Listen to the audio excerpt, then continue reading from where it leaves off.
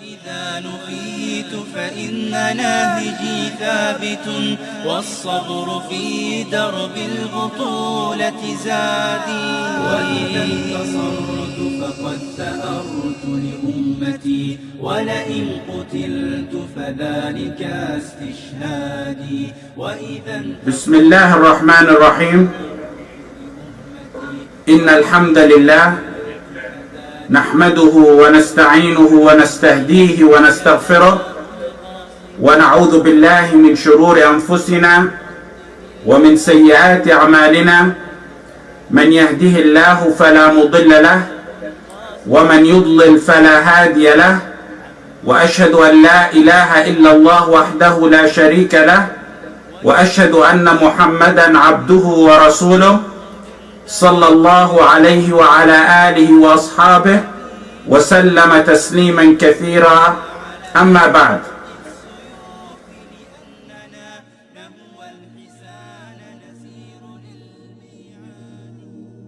We know Allah promised victory.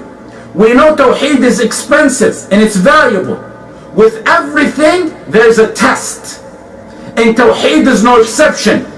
After establishing Tawheed, and before we become leaders, there's a phase of testing. ألف لام ميم حسب الناس أن يتركوا أن يقولوا آمنا وهم لا يفتنون. Do you think that you will claim to be believers and you're not going to be tested? There will be trials before the leadership phase. وَجَعَلْنَا مِنْهُمْ أَئِمَّةً يَهْدُونَ بِأَمْرِنَا لَمَّا صَبَرُوا. We made from amongst them leaders, given guidance under our command. When, Ya Allah? After they were patient. لَمَّا صَبَرُوا. لَمَّا صَبَرُوا. The verse said we made them leaders after they were patient. What does that mean? Patience means there was trials. Before they became leaders, there had to have been trials. It's the wisdom of the only one who can be questioned, Allah, that at times He lets the oppressors transgress in their oppression. It could be to scrutinize and purify the believers. Maybe tamhis, a punishment for sins, so Allah can forgive our sins and make us leaders. It could be so the transgressors can transgress more, and the wrath of Allah befalls them harder. Sometimes He lets the oppressors climb real high in their oppression so they can drop down harder. The wisdom of the one and only one who can be questioned. إِنَّ اللَّهَ لَا يُمْلِي لِلظَّالِمِ حَتَّى إِذَا أَخَذَهُ لَمْ يُفْلِتْ. Allah respites for the oppressor, but when He takes him, He will not let him go because he's then doomed. وَأُمْلِي لَهُمْ إِنَّ كَيْدِي مَتِينٌ. I respite them. Certainly my plan is strong. وَأُمْلِي لَهُمْ. Twice in the Quran. One in Surah Al-A'raf and one in Surah Al-Qalam.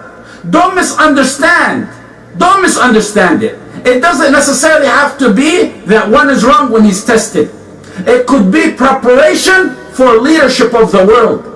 After يَعْبُدُونَنِي لَا يُشْرِكُونَ بِي شَيْءٍ is implemented, there's got to be a test. No high-ranking employer will accept any employee for any good job or any essential job without testing him. The job of being in charge of mankind, leadership of mankind, is the job of all jobs. كُنْتُمْ خَيْرَ أُمَّةٍ أُخْرِجَتْ لِلنَّاسِ. So that's where there's وَلِيُمَحِّصَ اللَّهِ, a test, purification of sins. Then the following after that, وَيَمْحَقَ الْكَافِرِينَ. Sometimes the test is because Allah wants some people near Him. The test is because He wants some suspended from His throne, flying back and forth to Jannah in green birds. وَيَتَّخِذَ مِنْكُمْ شُهَدَاءَ. Look how beautifully worded Allah said. He may choose. وَيَتَّخِذَ. Choose from amongst you. He chooses, He takes. He wants some in the honorary level, in high status. Being tested doesn't necessarily mean one is on the wrong path. When the Prophet ﷺ and the Sahaba were oppressed by the Qurayshian, was he on the wrong path? When the Sahaba, like Khabbab and others who died before Islam ruled, were they on the wrong path? When Sumayya, the mother of martyrs, when she was killed, was she on the wrong path? When she was killed, before she seen Islam flourish in Medina, was she on the wrong path? The Prophet ﷺ made sure to tell Sumayya the news of the exception of letting Quraysh share whatever they want to hear of kufr, as long as their heart is full of iman. إِلَّا مَنْ أُكْرِهَ وَقَلْبُهُ مُطْمَئِنٌ بِالْإِيمَانِ. Except those who are forced and whose heart is full of iman and faith. The exception her own son Ammar radiallahu anh took to escape torture. Sumayya refused. Even though it was an exception, she didn't want to taint her tongue that became a believer with tawheed. She didn't want to taint it with uttering the mere words of shirk, even though she didn't believe it. A woman that teaches the men of today the definition of firmness, thabat on tawheed. We no longer say today that we want our men to be like the men of the Sahaba. This is a day and age where we're satisfied today if the men of today are like the women of the Sahaba. Abu Jahl transgressed and hit her with a spear. Sumayya, with a death like that, became, radiallahu anha, victorious.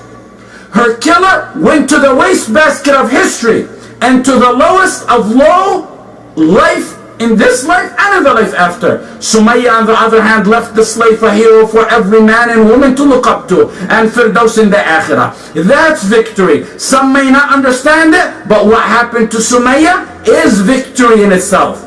Was Yahya a messenger, the son of a messenger, wrong when he himself was killed? The evil, take it as a rule, the evil being in a leadership status is not a sign that it's on the guided path. The righteous being in a weak, tortured, imprisoned, killed is not a sign that they're on the wrong path. The biggest meanings and forms of victory is being firm on the true path of tawheed until death. That's the ultimate form of victory. بسم الله الرحمن الرحيم. أم حسبتم أن تدخلوا الجنة ولما يأتكم مثل الذين خلوا من قبلكم مستهم البأساء والضراء